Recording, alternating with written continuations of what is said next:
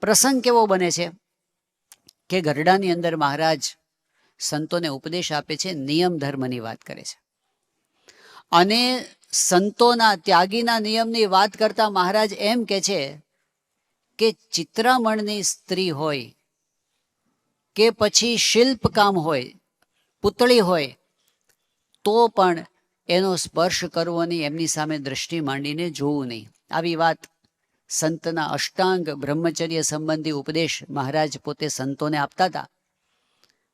વ્યાપકાનંદ સ્વામી એ વખતે સભામાં બેઠા હતા. એમના મનમાં વિચાર આવ્યો કે આ ચિત્રામણ, આ પૂતળું, એ આપણને શું કરી નાખે? અને ખરેખર એમની સ્થિતિ હતી એવી. એને જોવાથી શું થાય? એમને જોવાથી થોડુંક આપણા મનમાં વિચારો આવવાના છે.